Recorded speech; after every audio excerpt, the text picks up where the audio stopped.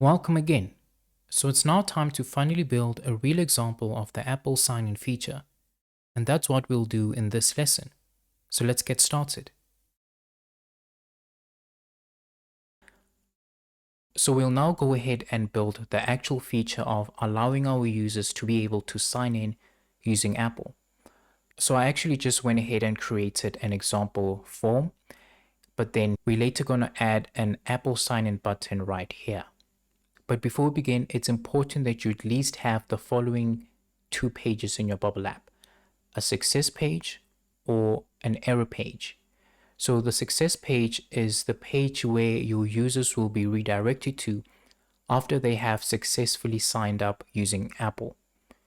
So this page can be anything like your user dashboard or any other page that you want users to be redirected to after they have successfully signed up using Apple Sign-In. And then the second page would be your error page.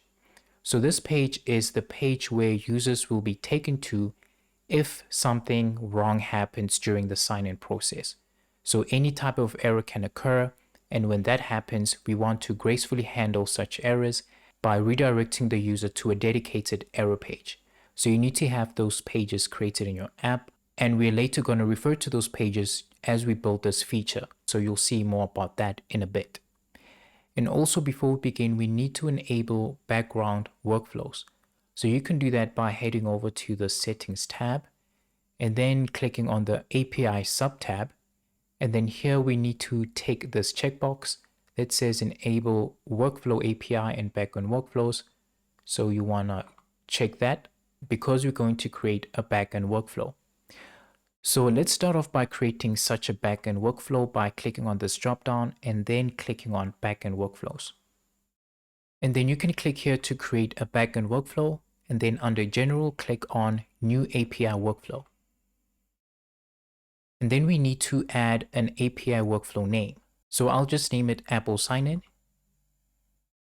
And then here we want to check on all these checkboxes. So I'll just go ahead and do that. And then for the parameter definition, we want to click on detect request data. And then you can leave this checkbox unchecked. And then for the response type, we want to set it to page redirect 302. And then this is where we now need the success and error pages. So redirection on success, we want to link to a success page. So I have a page created on my app, which is the Apple demo success page. And then redirection on error, I have a page again created on my app called Apple Demo Error. So users will be redirected to this page upon a successful sign-in, and then they'll be redirected to this page if perhaps an error occurs during the sign-in process. And after we have done that, we can now click on the Detect Data button. And then we need to copy this URI because we're going to need it later. So you can just copy it by clicking on it and then it'll be copied. Now it's important that you leave this pop-up as is. We don't want to cancel it. So we now need to open the bubble editor of our app in a new window or a new tab because we want to leave this tab open. So I'll go ahead to my apps and then click on this app to open on a new tab. So we're now back again in the bubble editor on this page. So we can now add the sign in with Apple button by clicking it under the visual elements, and then we can drag and drop it on the screen like so. Now when adding this button on the page, just be careful that you add one button because due to Apple's technology, you can only add one sign in with Apple button. Otherwise, it may cause conflicts if you have more than one. So just be careful that you actually add one button on the page. So now we want to paste the redirect URI that we got from the pop-up on the previous tab into this field here. So I'll go ahead and paste that inside here. And then now it's time to test our button. So I'll click on preview and then I'll click on the sign in with Apple button. And then I'll complete the required fields to sign in. And then after that, I'll click on this button to continue. And again, I'll click on this button to proceed.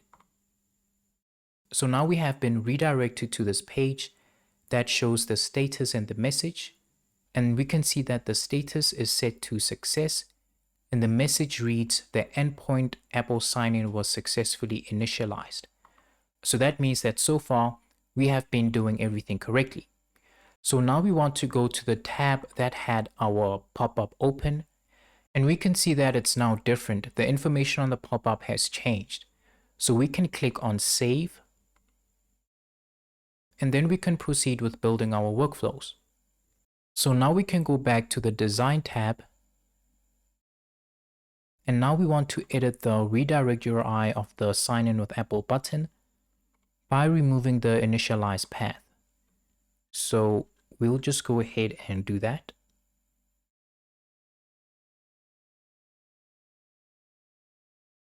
So now the entire redirect URI should end with Apple sign in.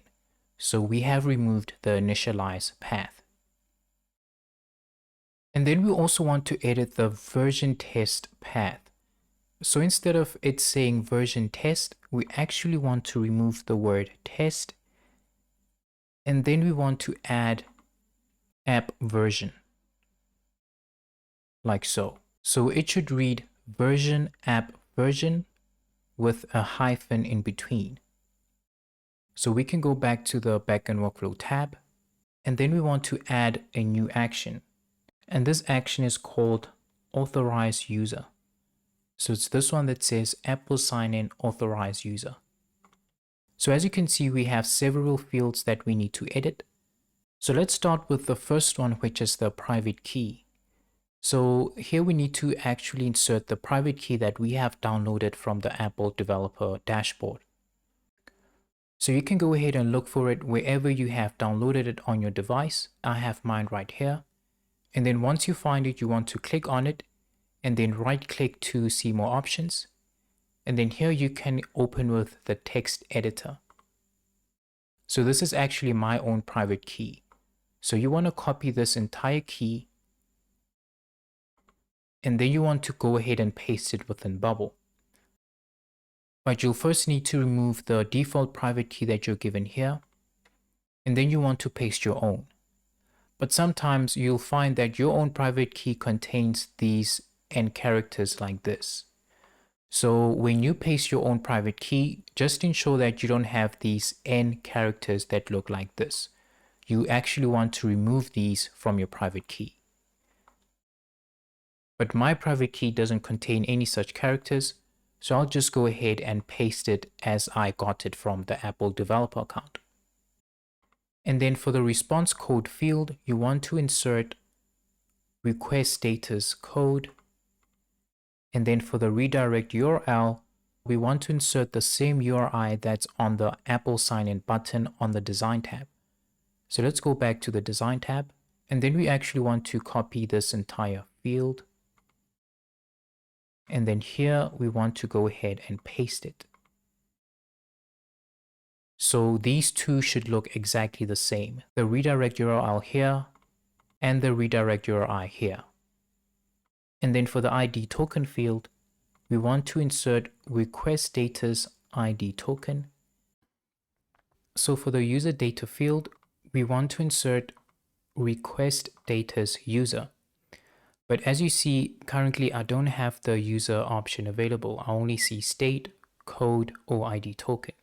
So if you also see that you don't have the user option available here, that simply means that the user's data was not captured properly. So that means that we need to repeat this step of allowing Apple to send the user's data.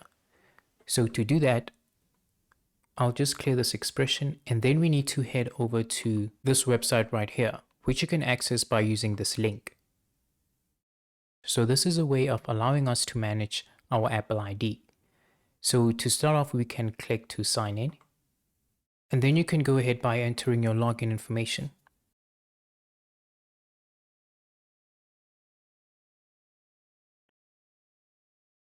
And then you can proceed with the two-factor authentication step.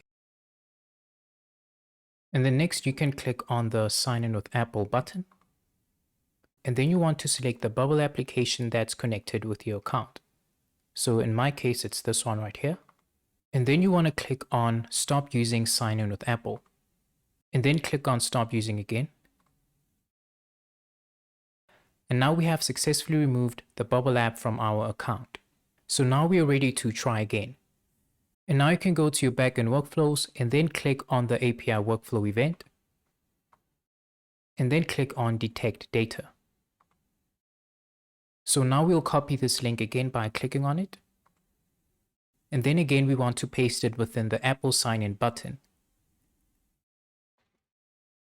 So I'm now within the design tab, and then I'll click on the button element. And then I'll remove this. And then I'll paste the URI that we have just copied. So now we can preview the page and then try to log in again. So I'll click on sign in with Apple.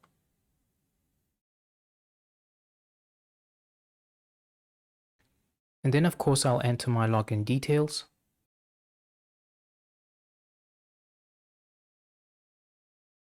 And then I'll click on continue. And then we are redirected to this page again. That informs us that the endpoint was successfully initialized. So now we can go back to the backend workflow, and you can see that we've got the user data. And now we can even see the user's data in the user data field. And then we want to click on save. And then once you have done that, you can click on the authorize user action. And on the user data field, we can now go ahead and insert the request data's user.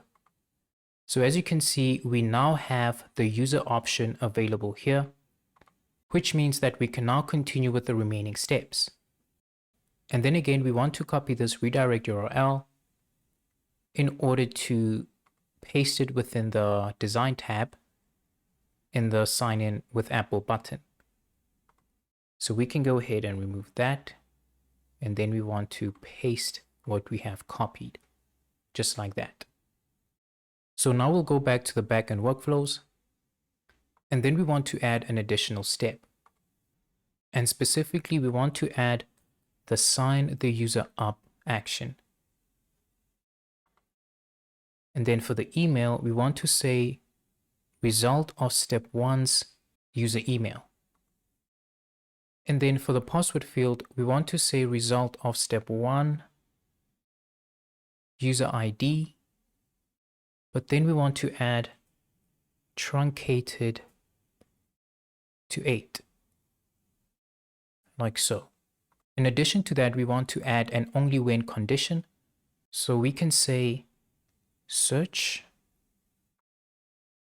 for a user whose email address is equal to the result of step 1's user email. And then to finish our only when condition, we can click on more, and then we can say first item is empty. So in other words, this action will run or will sign the user up only when this user is not signed up yet. Next, we want to add another step of logging in the user. So we can select on log the user in. And then for the email address, we want to say result of step 1's user email. And then for the password, we're going to say the same thing as we did on the previous step, result of step 1's user ID. And then we add on truncated to 8. And then in addition to that, we are now going to add an only when condition where we're going to search for this user by clicking on do a search for, and then click on user. And then we want to say that the email should equal to result of step 1's user email. And then we want to click on more. Then we want to say first item is not empty. So this means that this action of logging the user in will only run when the user has already registered their Apple account with our app before. So those are the only settings we currently have to set up within the backend workflows. Now we can go back to our form page. And then within the workflow tab, we can add a new event. And then under general, we want to click on this one that says do when condition is true. So we want to run this every time, and then we want to add an only when condition. So we'll say get data from page URL, and then for the type, we'll select on parameter. And then for the parameter name, we can say user ID, like so, and leave it as text. And then to continue our condition, we'll click on more, and then we'll say is not empty. So this condition will run only when the user ID from the page URL is not empty, and it should also run when the current user is logged out. So to add that condition, we can click here and then click on more, and then select and then we want to say current user is logged out. So this action will run if these two conditions are true: when the user ID from the page URL is not empty, and when the current user is logged out. And then before we proceed, we need to create two custom states on our page, which we will use within the workflow. So I'll go to the design tab, and then I'll double click on the page, and then I'll click here to add a new custom state. So the first one will be for the password, and then the state type will be text, and then I'll click on create, and then I'll create another custom state, and this one I'll name it current user ID, and the state type will be of type user, and then I'll click on create. So with these two custom states created, we can go ahead and continue with our workflow. So for the first step, we want to create an action that changes the state. So we'll click on set state of an element, and then we want to select our page, because this is where we created our custom states. And then for the custom state, we can select on the current user ID, and then for the value, we can click on do a search for, and then we want to click on type user, and then we can select the unique ID of this user and assign it to the user ID of the page URL. So we can say get data from page URL, and then we can leave it as parameter, and then for the parameter name, we can say user ID. So in the end, it should read unique ID equals to get user ID from page URL. And then lastly, we can fix this by clicking on more, and then we want to select on first item. And then lastly, we want to add a login action. So we can say log the user in, and then for the email address, we can say Apple demo current user ID's email. So Apple demo is the name of my page, and the current user ID is the created custom state of our page. So we're simply assigning the email of the custom state which is on our page. And then for the password, we can simply say Apple demo's password. Again, this password is the custom state that's attached to our page. So now that we have finished these steps, let's go ahead and preview what we have created. So I'll click on sign in with Apple, and then we can go ahead by entering our user information.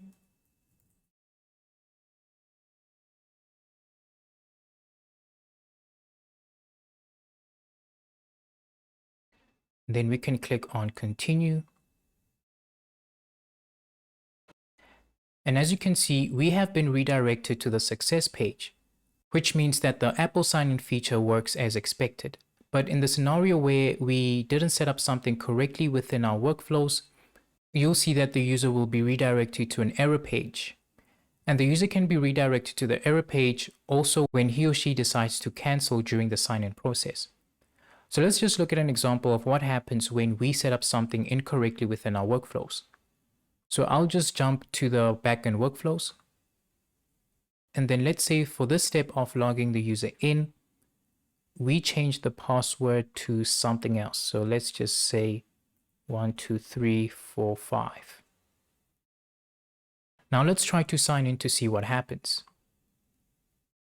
So we can click on preview again, and then I'll continue by clicking on the sign in with Apple button. And then I'll fill in my information.